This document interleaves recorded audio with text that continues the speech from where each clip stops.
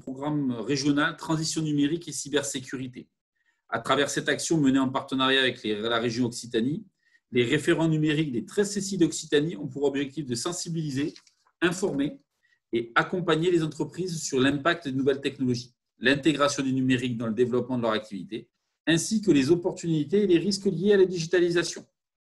Alors, si vous voulez en savoir plus sur ce programme, nous vous invitons à vous rapprocher du référent numérique de votre CCI. Et pour la CCI du Tarn, ça n'est d'autre que moi. Donc, revenons au sujet de ce jour, le phishing.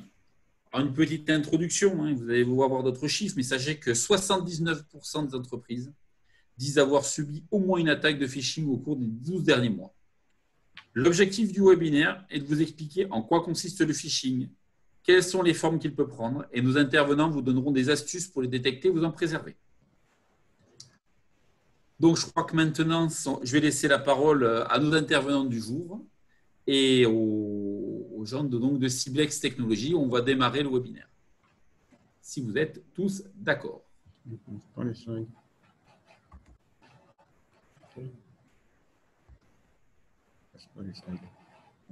Si, c'est bon, on clique. J'avais pas la flèche. Ça je passe. Alors, vous inquiétez pas, on est en train de se caler. Voilà, ça Bonjour, démarre bien. Exactement, on se chauffe, on se rôde. Alors, je ne m'appelle pas C'est le tour de Alexandra. chauffe. Voilà, je ne m'appelle pas Alexandra. J'aurais pu mettre une perruque, mais voilà, donc on utilise le poste d'Alexandra. Mais toutes les personnes que vous verrez ne sont pas Alexandra. Bonjour. Donc, pour vous présenter les intervenants, donc Lilian, que vous connaissez sûrement tous, moi-même, Christophe Vendran, en tant que directeur des affaires de Cyblex Technologies, et vous passeront après moi différentes personnes, différents de nos consultants, que sont Clément, Antoine et Émeric, et volontairement, par usage dans notre métier, et par confidentialité, leurs noms de famille ne sont pas inscrits. Donc, ce n'est pas une erreur de notre part, mais c'est voulu. Voilà. On va balayer pendant 40-45 minutes des slides. Notre vocation aujourd'hui, c'était plutôt de vous faire une sensibilisation, de vous contextualiser le phishing. Et nous le ferons en vous exposant quelques chiffres, des définitions et surtout en faisant une démonstration. Et on conclura par voilà, qu'est-ce que, basiquement, au minimum, quelles sont les règles de bonne pratique pour se prémunir le plus possible du phishing.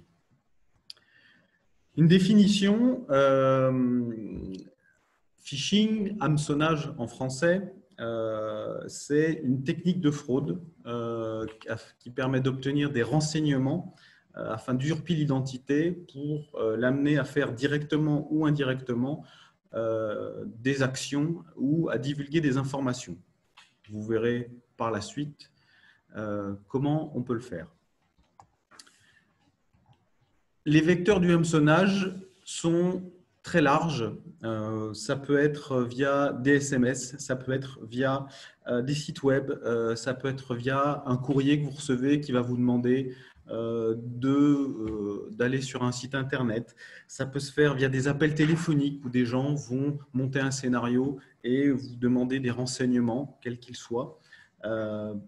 Ça peut être des pop-up de messages que vous avez sur votre ordinateur qui s'affichent.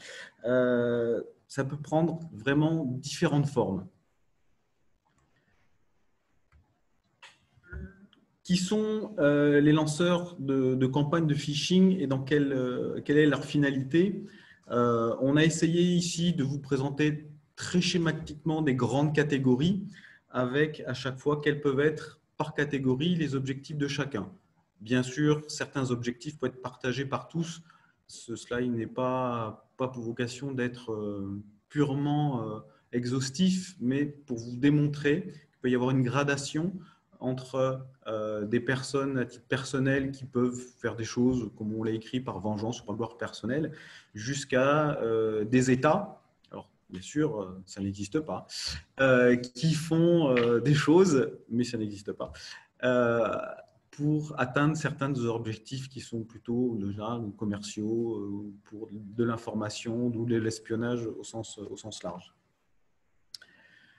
Le phishing, l'objectif peut être une étape intermédiaire ou avoir un objectif très direct, très ciblé. Il peut se faire, comme vous le voyez, une fois que vous avez cliqué sur un lien ou donné des informations qu'il ne fallait pas, va vous permettre va permettre à la personne malveillante de prendre un contrôle de votre poste, d'exécuter certains programmes, de vous voler des données. Et encore une fois, comme vous l'avez vu, ça peut se faire sur vraiment différents supports. Allez, pour un bon 50%, oui, il aurait déjà arrivé quelque chose. Et sinon, pour d'autres, ça a été plutôt des tentatives, mais qui n'ont pas abouti.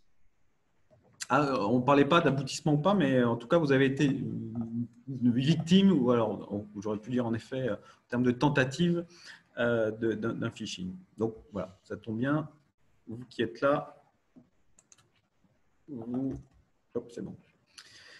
Donc vous voyez que, donc à titre personnel ou professionnel, vous avez une majeure partie des gens, donc c'est les chiffres qu'a donné Lilian, sur 79% des entreprises françaises sont touchées. On verra par la suite, ce n'est pas une question de taille, bien au contraire.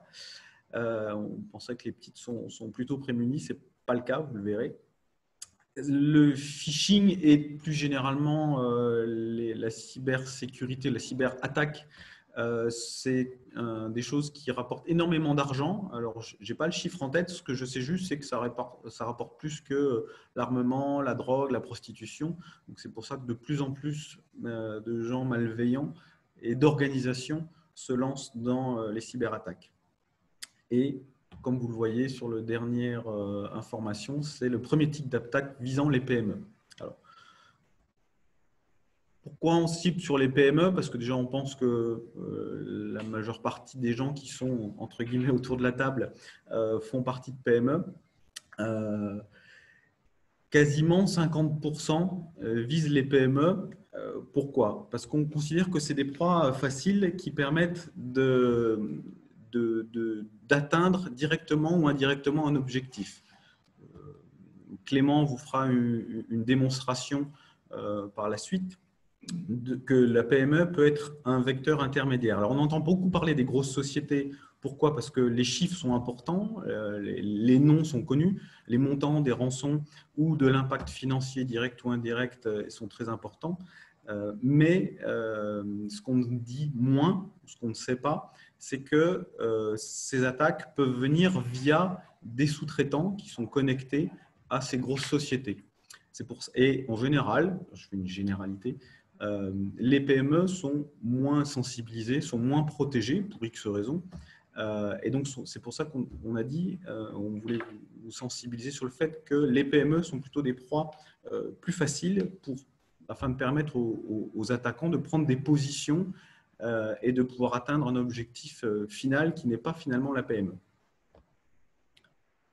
Je vais passer la parole et la vidéo à Clément. Et dans 7 minutes 55, on n'aura plus de PC, mais on basculera autrement. Je bascule avec Clément. Je peux... Hop. Tac.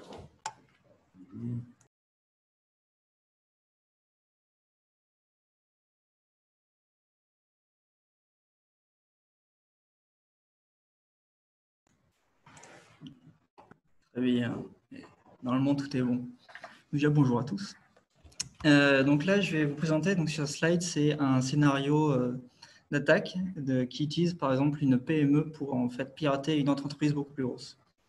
Donc ce scénario se divise en 4 étapes. Donc il y a la première qui est l'email de phishing. Donc un pirate envoie un email de phishing ici, pour cet exemple, on l'appelle Mark Eating. Vous voyez le jeu de mots très très fin. De 10 salariés qui travaillent pour un géant du transport qui s'appelle ici CCIF. Cet email, c'est un email que vous avez pu recevoir peut-être dans vos boîtes mail personnelles ou professionnelles, qui est en fait juste un formulaire à compléter, donc une pièce jointe. c'est là où on arrive à la deuxième étape. Donc, un de vos collaborateurs télécharge cette pièce jointe, mais malheureusement, cette pièce jointe n'est pas juste un formulaire à remplir, c'est un virus, tout simplement. C'est ainsi qu'il s'est fait hameçonner. En faisant ça, le virus infecte son poste et peut potentiellement aussi infecter les postes du même réseau. Donc, on a maintenant une petite entreprise de 10 salariés qui est contaminée, mais qui ne le sait pas pour le moment. On arrive donc à la troisième étape. Ce collaborateur ou un autre collaborateur va sur le réseau de la CCIF avec son ordinateur qui, lui, est infecté. Malheureusement, en faisant ça, il infecte le réseau de ce géant du transport ferroviaire. C'est ce qu'on appelle la contamination. Enfin, et heureusement qu'il existe, il y a la détection. Donc, la CCIF, qui est ici le client, réalise qu'il y a une compromission sur son système d'information, le fait remonter. Malheureusement, il va falloir payer pour faire ça. Donc, c'est l'agence marketing qui va devoir payer les coûts à CCIF. Mais il y a aussi l'image de marque, de marketing qui va tout simplement se réduire. C'est ainsi qu'en partant d'une simple petite entreprise, on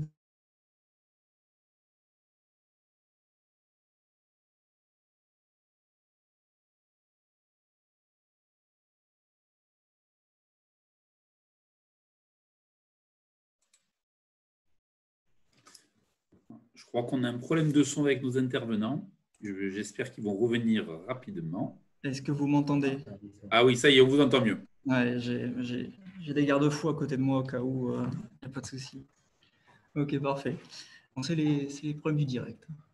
Je vais donc parler maintenant de ce qui s'appelle l'industrialisation de la cybercriminalité.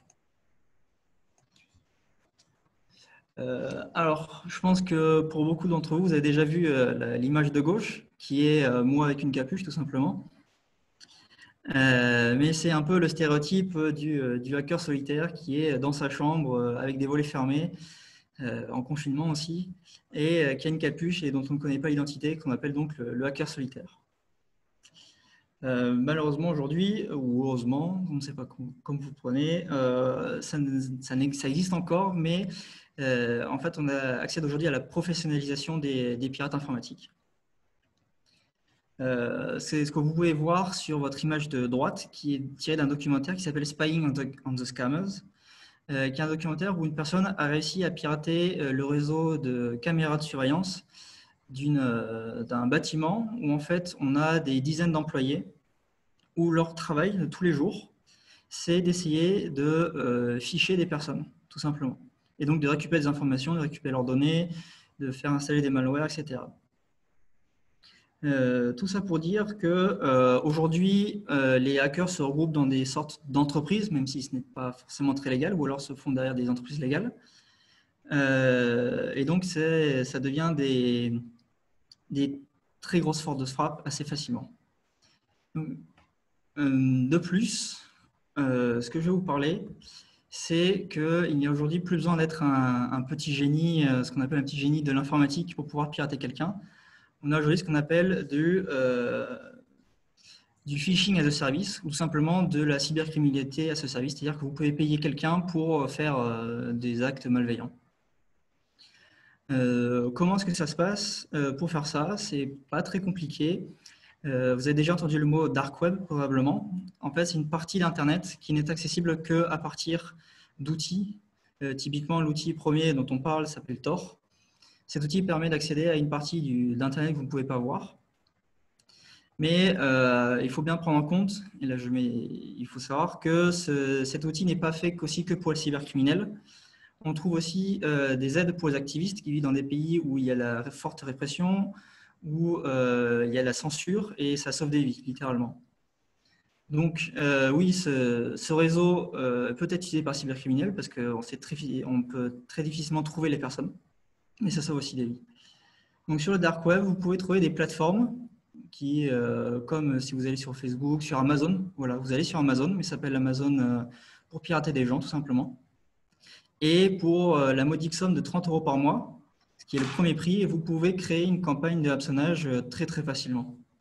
Donc, aujourd'hui, ce qu'on peut dire, c'est que monsieur et madame tout le monde, mon voisin pratiquement peut aller dessus, s'il connaît les bons outils et a une carte bleue, peut payer donc une campagne d'hameçonnage et tenter de vous pirater. Je vais donc passer la main à Aymeric qui va vous parler de la différence entre phishing et spear phishing.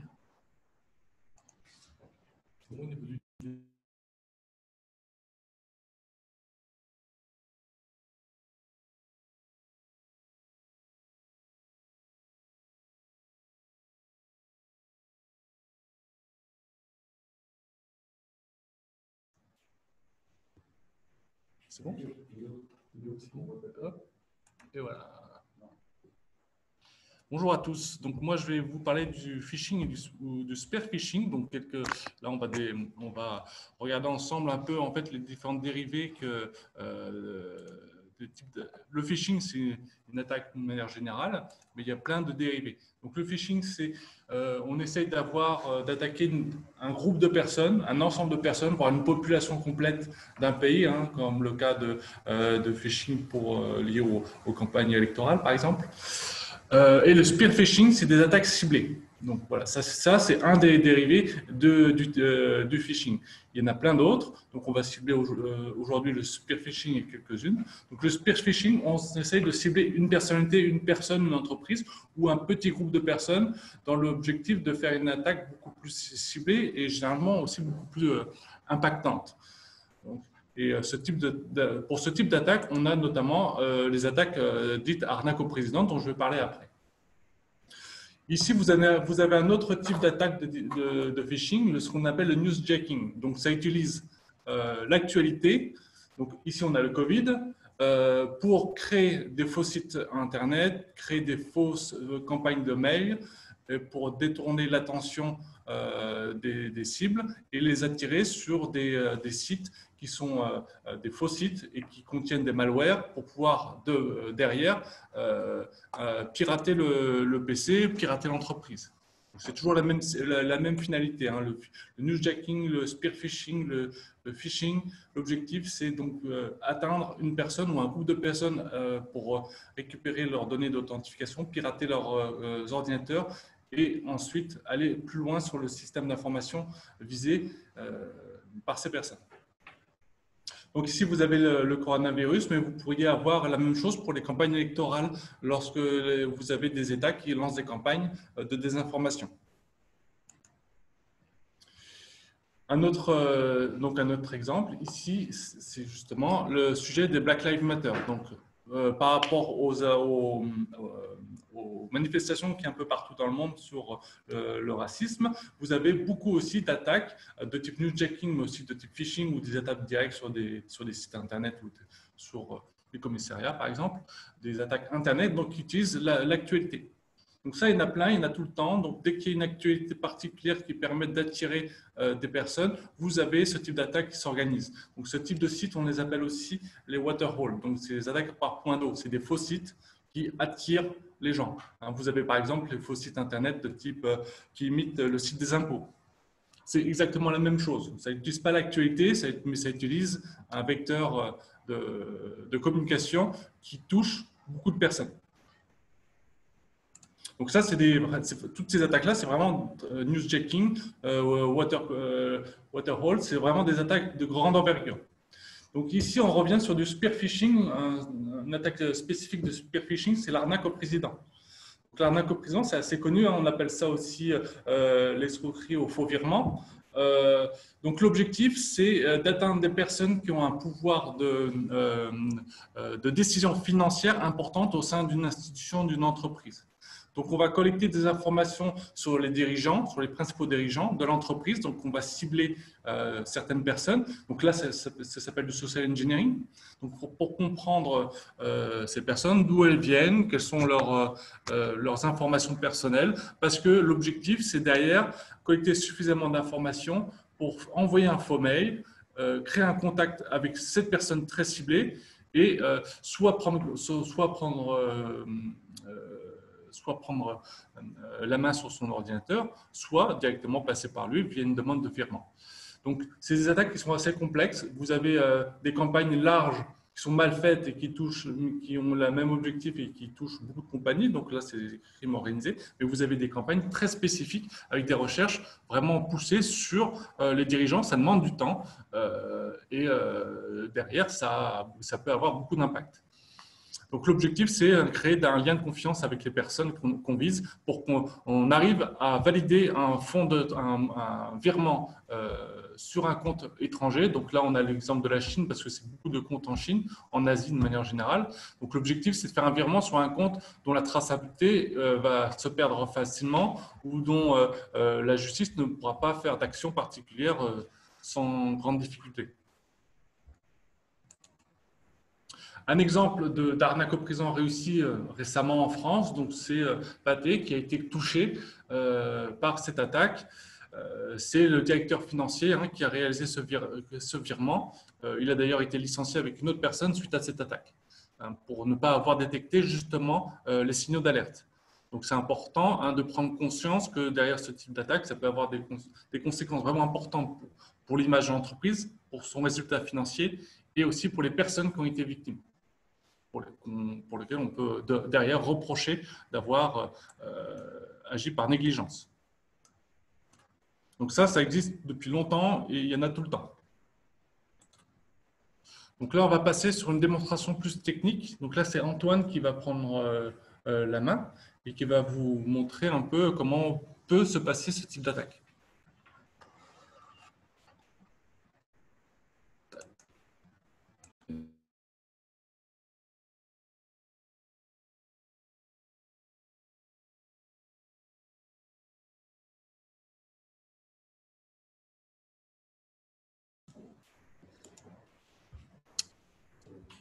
Bonjour. Alors, pour cette démonstration, je vais commencer par un petit dégagement de responsabilité, donc de rigueur. La démonstration qu'on va faire, c'est purement informatif. Évidemment, le but, c'est pas d'inciter les gens à utiliser des outils qui peuvent amener à faire du piratage ou amener à faire des actes illégaux.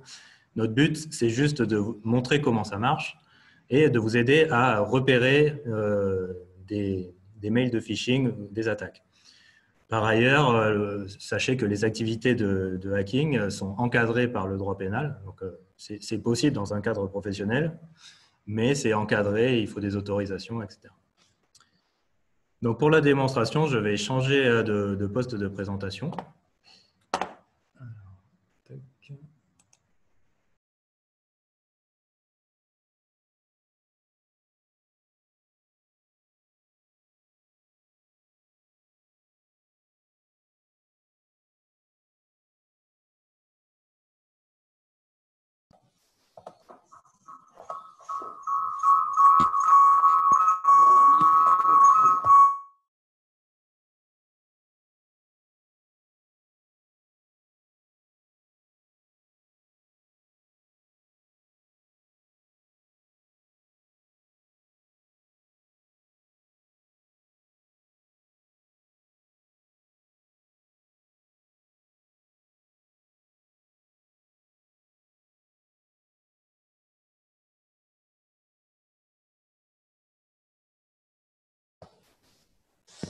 OK, alors, pour cet exemple, on va simuler en fait le fait de récupérer des identifiants de personnes qui assistent à ce webinaire. Donc, on se place dans le… C'est plus une attaque de spear phishing, c'est-à-dire qu'on cible précisément les personnes assistant au webinaire. Et donc, sur l'écran de gauche, ça va être la partie victime, d'accord, sur la partie gauche de mon écran, et sur la partie droite, c'est la partie plus attaquante. Donc, le pirate, voulant voler des informations de personnes liées à la CCI ou participant au webinaire, peut, en cherchant sur Internet, constater qu'il y a un webinaire de cybersécurité qui existe. Il peut voir qu'une partie des participants s'inscrire, donc il s'inscrit. Et il a reçu, comme vous tous, un mail de Alexandra avec les identifiants d'accès au webinaire. Donc son but, ça va être de voler les identifiants des autres personnes. Donc, qu'est-ce qu'il fait? Il met en place un faux site Internet. Il crée un faux mail, prétendument de Alexandra, vous incitant à vous rendre sur un lien sous son contrôle. Donc, je vous montrerai à la fin les détails d'architecture, mais en pratique, vous avez dû recevoir, comme ma victime ici, un mail qui vient de Alexandra Guimarães qui dit que le webinaire démarre dans quelques instants, c'est bien le bon nom, etc., des conseils. Et ça vous dit qu'on peut télécharger la présentation à tel endroit. Donc, si la victime clique, c'est passé dans Google, c'est bon, très bien.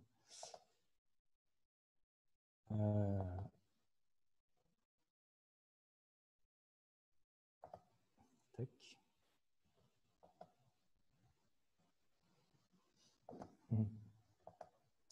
Entre-temps, Google, ils ont fait leur boulot. On va y aller vers notre navigateur, voir si ça marche. Tac.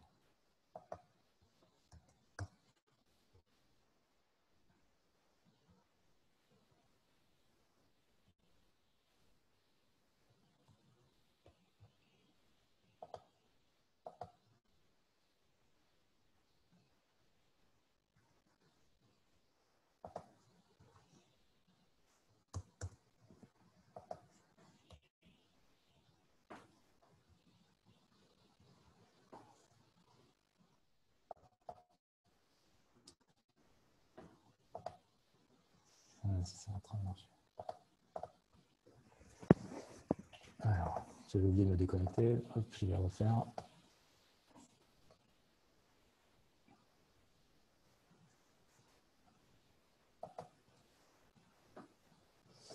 Donc,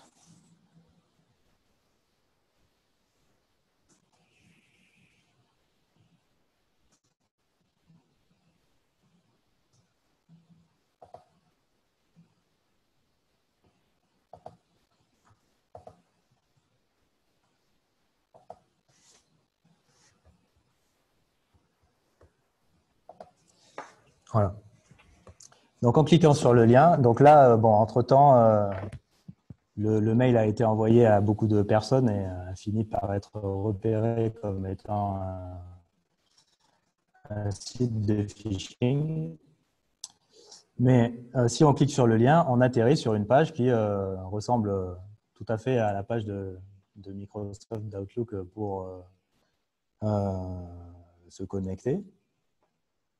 Et donc, je vais rentrer dedans mes identifiants que j'ai reçus d'Alexandra.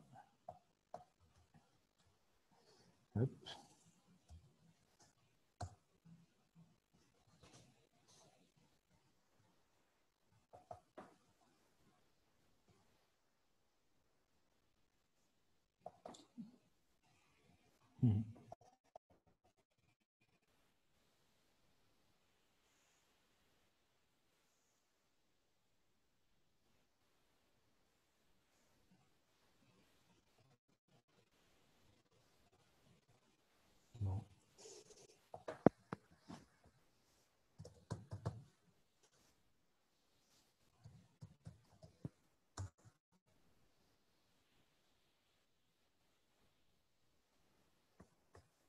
Il y a des problèmes de connexion aussi.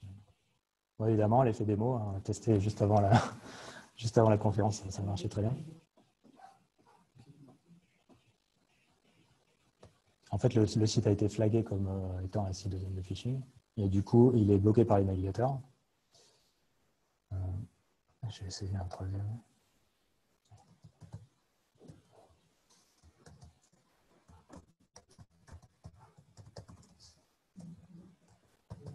J'essaye une dernière chose et sinon, je le ferai de manière théorique.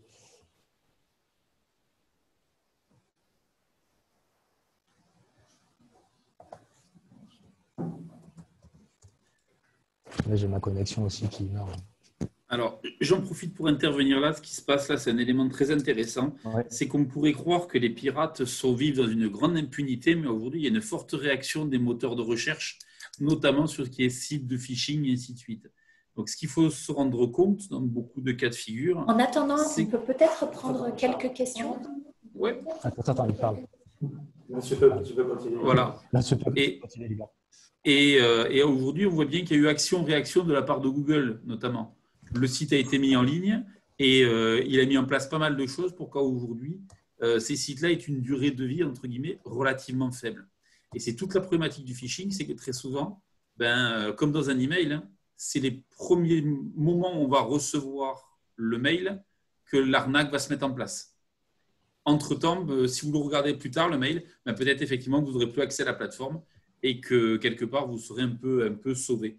Donc ça, c'est assez intéressant parce que je ne pensais pas que Google était, et les navigateurs étaient aussi rapides. Effectivement. Alors, là, ce qui a dû aider, c'est que le mail a été envoyé à beaucoup d'adresses. Peut-être que certains d'entre vous l'ont classé comme spam et du coup, ça a aidé à le détecter comme spam. Mais j'ai essayé avec le troisième navigateur. Voilà. Et donc là, ça a fonctionné par contre.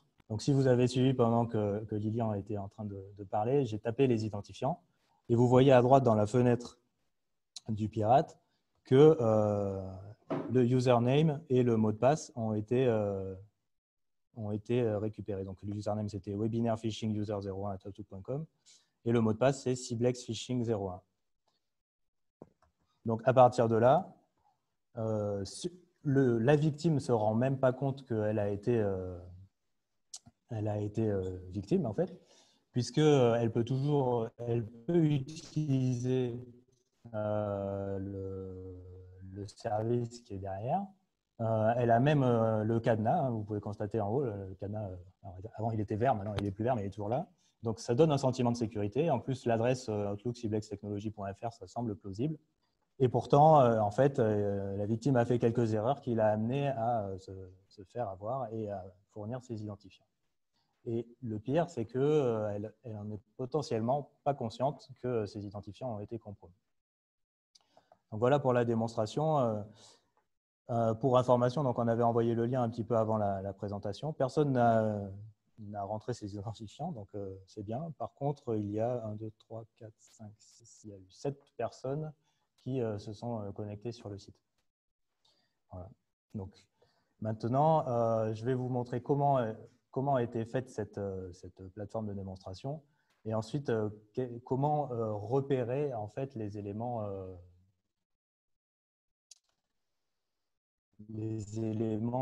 qui peuvent donner des indices. Je vais même commencer par ça avant de changer de PC en fait.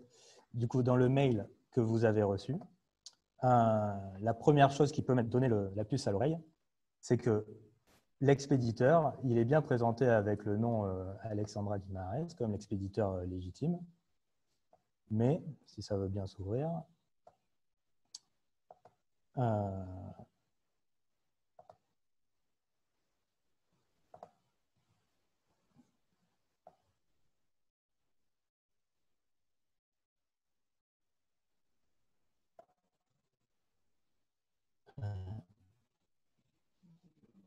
ça, c'est le vrai que j'ai ouvert, hein, pardon. C'est tellement bien fait que je me suis fait avoir moi-même. Guimarães, mais @siblextechnology sans s.fr. Donc, en fait, ça veut dire que le pirate a enregistré le nom de domaine qui était disponible, siblextechnology.fr, et a configuré un serveur d'email dessus avec toutes les protections légitimes, parce que c'est un nom de domaine qui est sous son contrôle, donc il n'y a pas de problème. Donc, le mail n'a pas été considéré comme spam et a été reçu par tout le monde.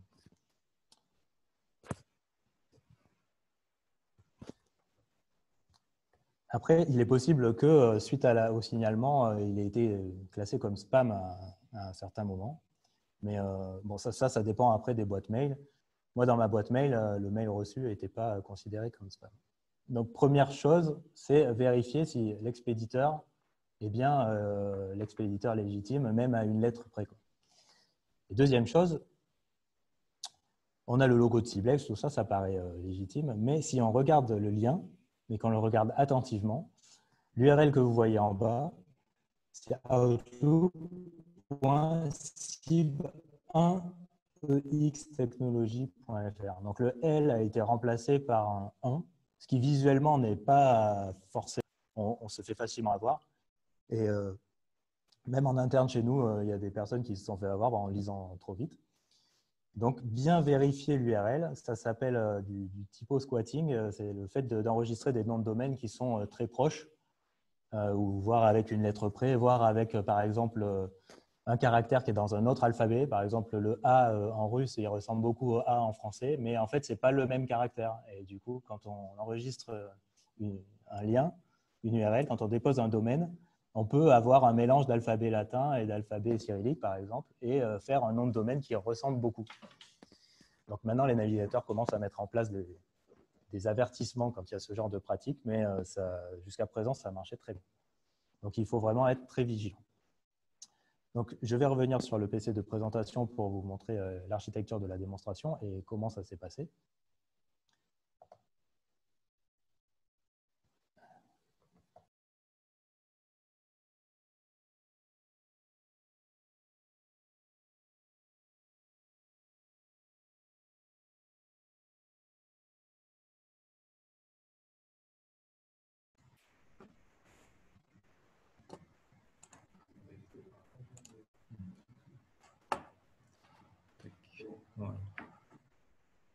Alors,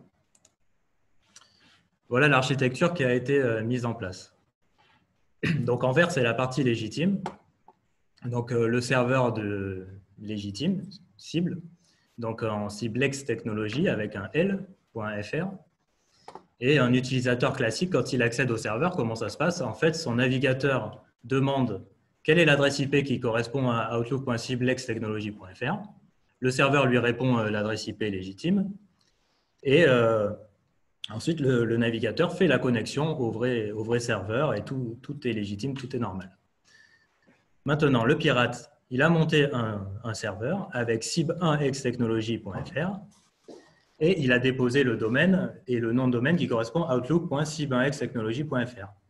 Donc, qu'est-ce qui se passe quand la victime, elle ouvre le lien de phishing au lieu du lien légitime?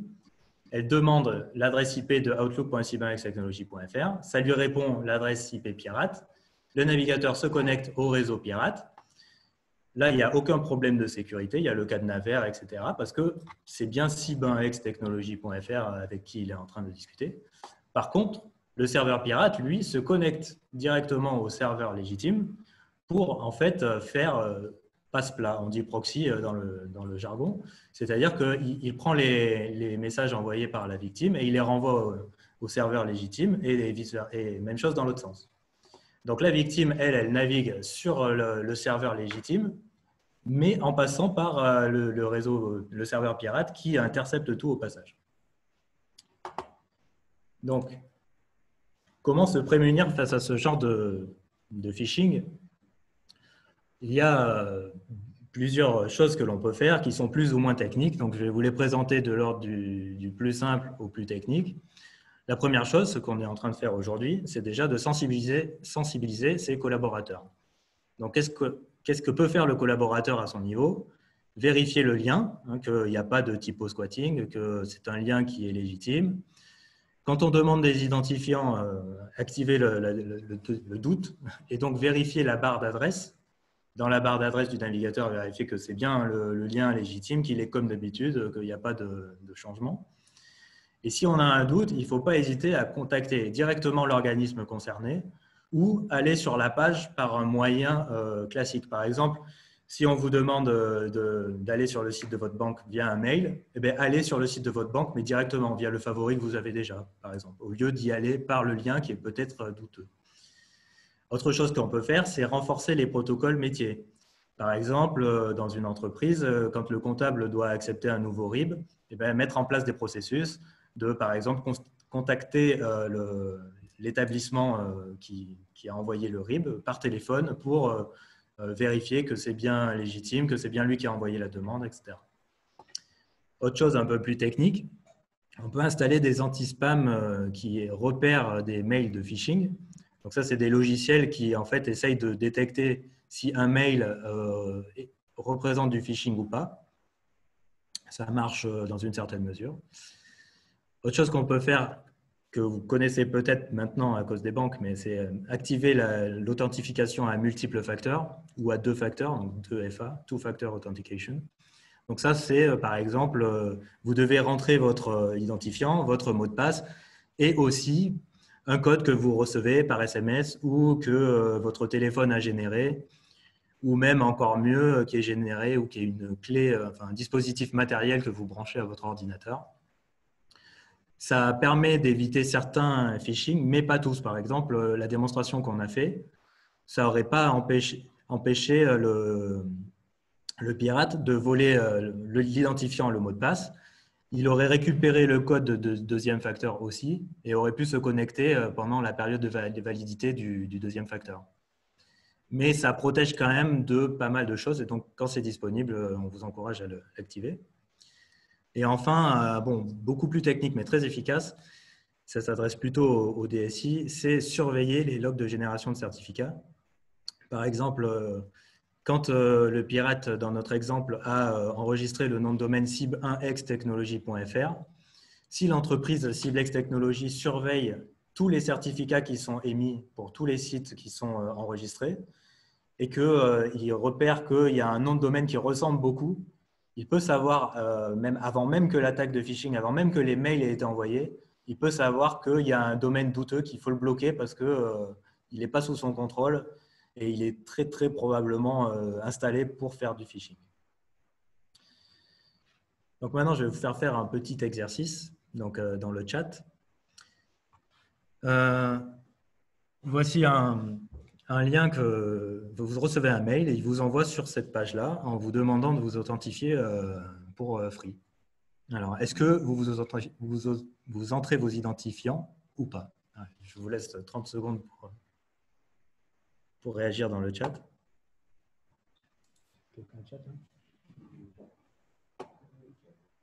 Je regarde le chat, vous inquiétez pas. D'accord.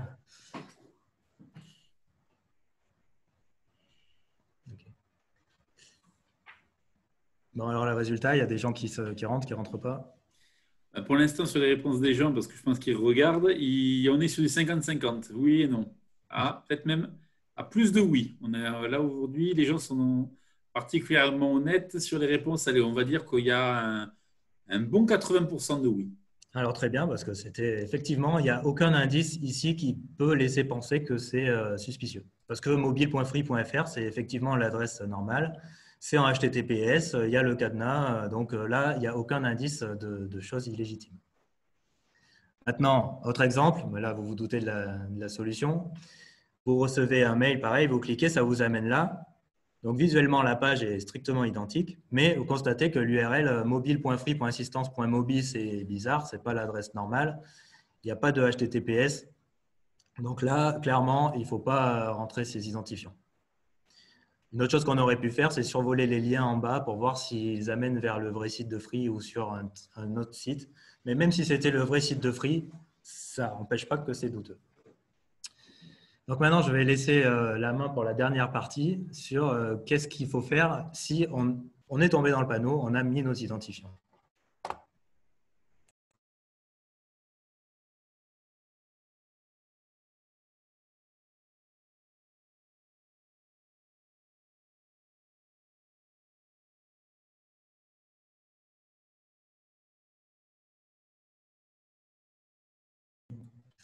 Donc bonjour, je vais donc reprendre la main pour passer les dernières slides.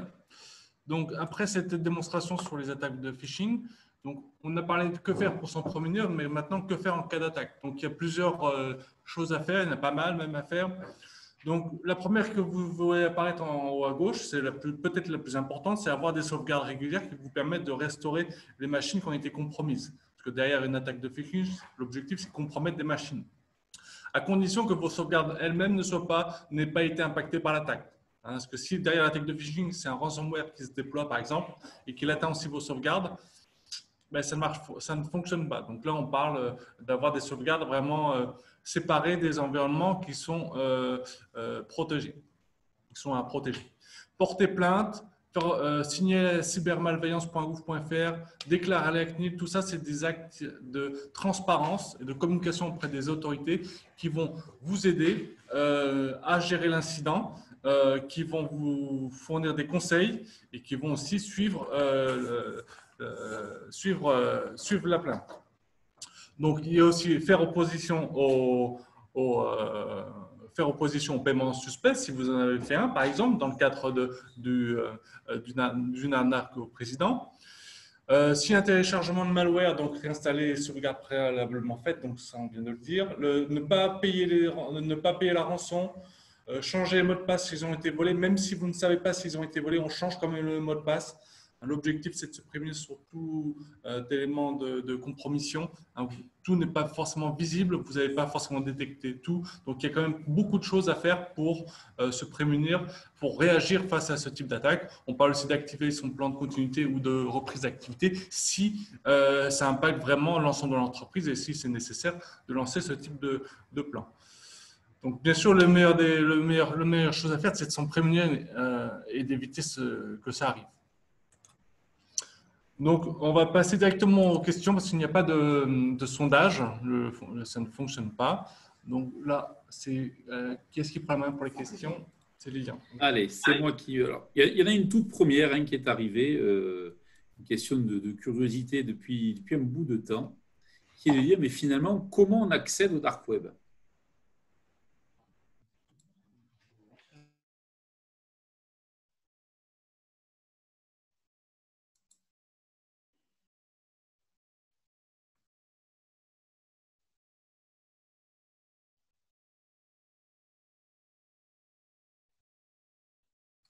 Ah. On ne m'entend pas. Vous m'entendez pas? Vous m'entendez? Oui. Voilà. Est-ce qu'on m'entend? Oui, ça y est, on vous entend. C'est parfait. La technologie, c'est notre métier. Oui, c'est le métier de tous, ne vous inquiétez pas. Et c'est l'effet Bonaldi, ça, vous savez. Ah, ben oui, non, mais bon. Voilà, donc je disais, parce que je parlais sans que vous m'entendiez, en gros, pour arriver au dark web, sur le dark web, il y a un logiciel dont j'avais parlé lors de ma présentation, c'était Tor, donc T-O-R. Vous pouvez télécharger et installer sur vos postes. Donc ça télécharge plusieurs logiciels que vous devez lancer, dont un Firefox qui est modifié. À partir de ce moment-là, vous allez pouvoir naviguer sur Internet, l'Internet normal, tout simplement. Vous pouvez aller sur Google. Ah, ok, donc vous pouvez aller sur Google, mais aussi vous allez pouvoir aller sur tous les sites qu'on appelle des sites .onion, O-N-I-O-N, parce que le logo de Tor c'est un oignon. Mais par contre, les URL, c'est pas google.onion par exemple, c'est des URL qui sont par exemple je crois que c'est une vingtaine ou une trentaine de caractères et qui sont impossibles à avoir.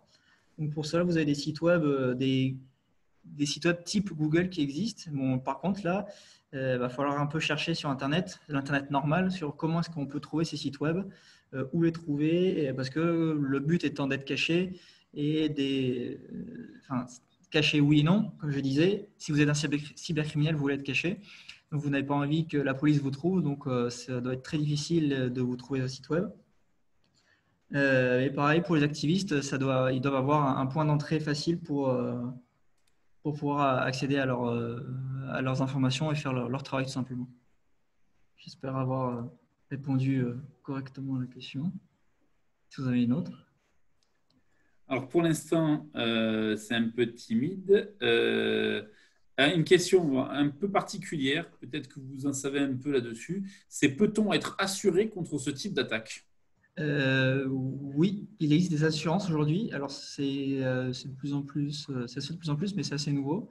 Alors, personnellement, je ne connais pas ça, mais oui, ça existe.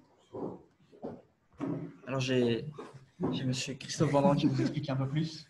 Oui, les assurances classiques que tout un chacun a dans son quotidien, petit à petit se mettent à proposer des assurances cybersécurité. La question, c'est… Après, oui, bon, c'est nouveau, donc il faut que ça mûrisse, mais dans le principe, ça existe. Oui, donc c'est vrai qu'il y a un commentaire qui fait que tout ça fait un peu peur. Malheureusement, c'est la triste réalité.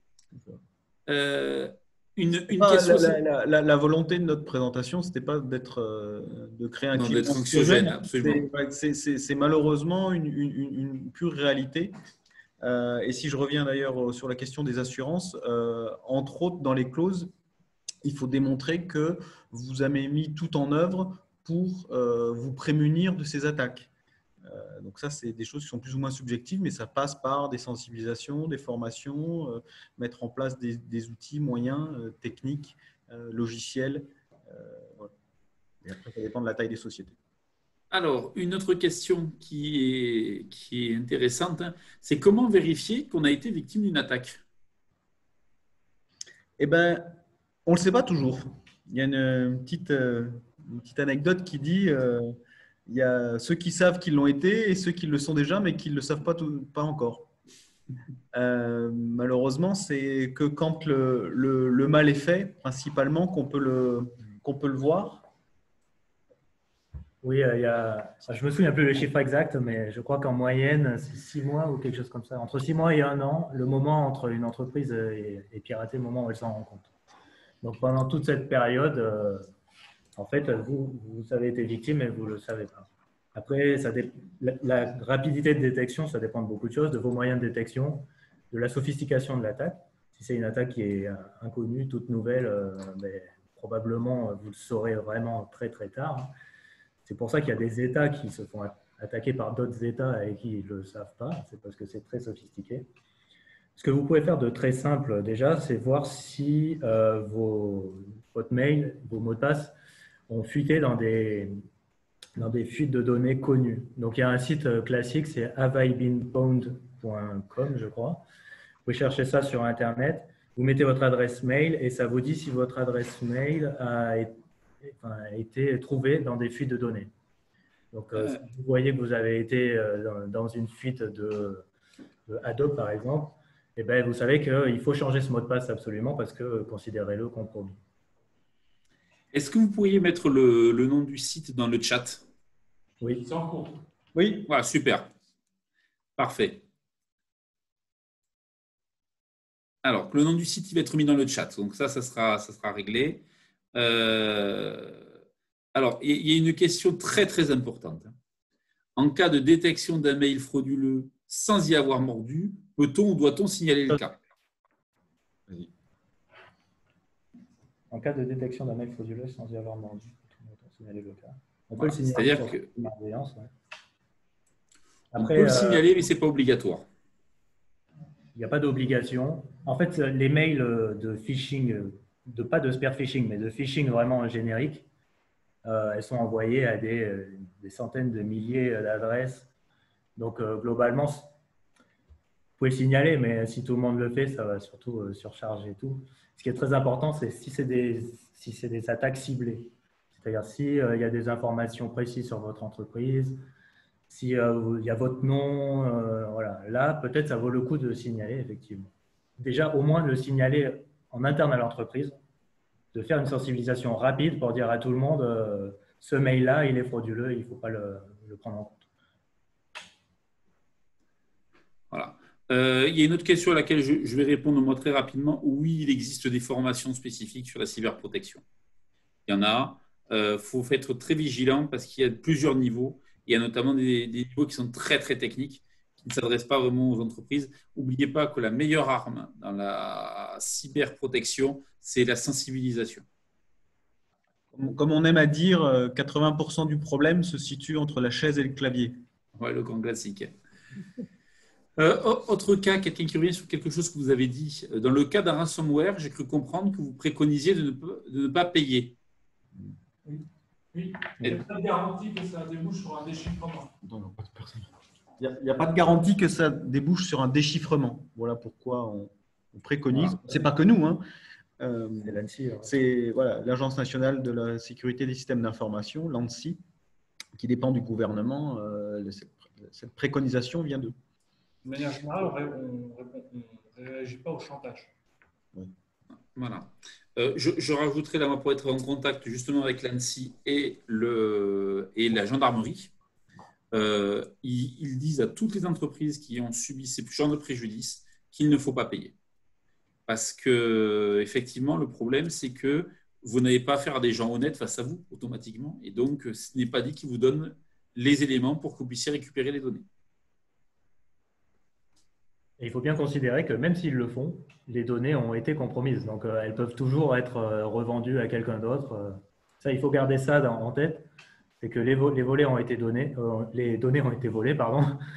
Et même si jamais vous payez alors qu'on vous dit de ne pas le faire et que vous les récupérez, ces données, elles pourront toujours être disponibles à d'autres groupes malveillants. Elles vont être exploitées.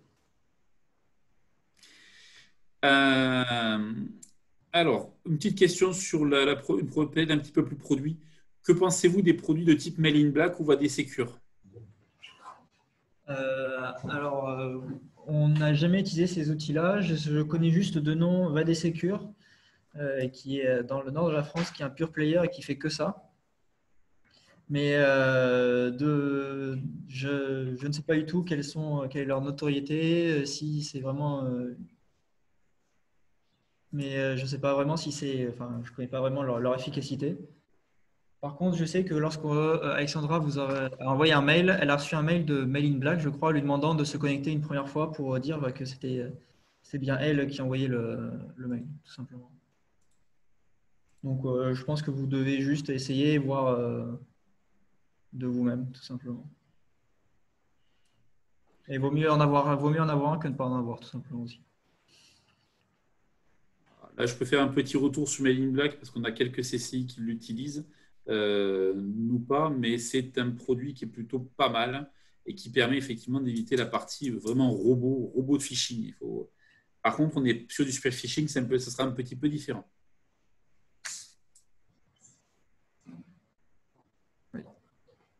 Peut-être un petit point aussi, j'en profite qu'il n'y a plus trop de questions, pour vous dire qu'il y a quelque chose dont nos intervenants ont parlé et qui est très très important, qui est le site cybermalveillance.gouv.fr.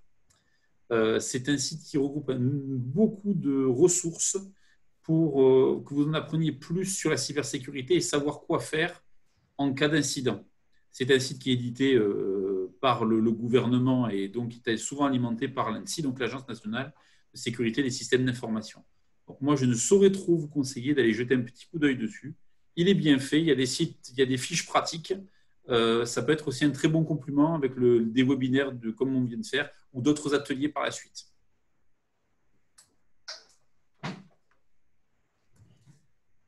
Avez-vous d'autres questions ?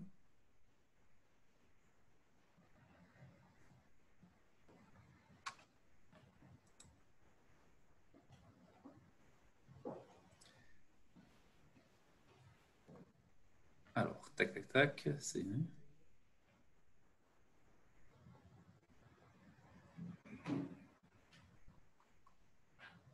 Et oui.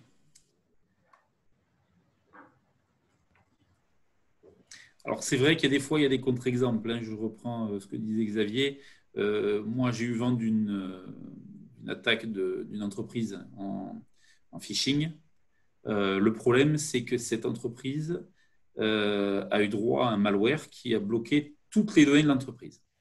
Et quand ils ont voulu remonter les sauvegardes, ils se sont rendus compte que les sauvegardes n'étaient pas bonnes et qu'ils n'avaient pas pu, et que du coup, il n'y avait aucune sauvegarde qui pouvait être remontée. Et donc, le malware avait pris 20 ans de dossiers et de comptabilité. Et donc, ils ont été obligés de payer parce que de toute façon, c'était le seul moyen qui leur restait pour pouvoir récupérer la donnée. Et ils ont eu de la chance dans le sens où le pirate en face leur a bien donné les bons codes. Et je dis bien de la chance.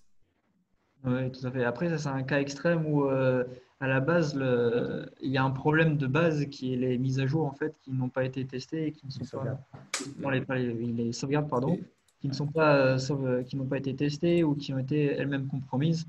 Donc là, l'entreprise a été vraiment acculée. Donc, le dernier recours, oui, c'est peut-être de payer, mais sinon, c'est mettre la clé sous la porte tout simplement. C'était exactement ça. C'était vraiment une notion de dernier recours. Il n'y avait pas d'autre moyen.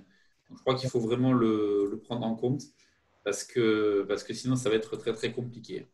Et là, ils avaient tout perdu. Il y a même en complet, il y a des gens dont le métier, c'est d'être négociateur, comme à la police, qui sont négociateurs pour ces cas-là, pour essayer de gagner du temps ou de gagner des informations ou d'essayer de faire baisser le prix de la rançon. Mais bon, la consigne de base, c'est de faire des sauvegardes et de ne pas payer, parce que c'est de toute façon le plus sûr, Et ça marche à tous les coups. Et maintenant, dans la vraie vie, pour les gens qui n'ont pas fait les sauvegardes et qui se retrouvent le couteau sous la gorge, il y a des entreprises qui proposent des services de négociation qui sont spécialisés là-dedans. C'est un peu JGN. Je ne répondrai pas, Xavier, mais je crois que c'est possible pour répondre au chat. Et effectivement, très important, l'entreprise a été accompagnée par la gendarmerie pour faire toute la démarche.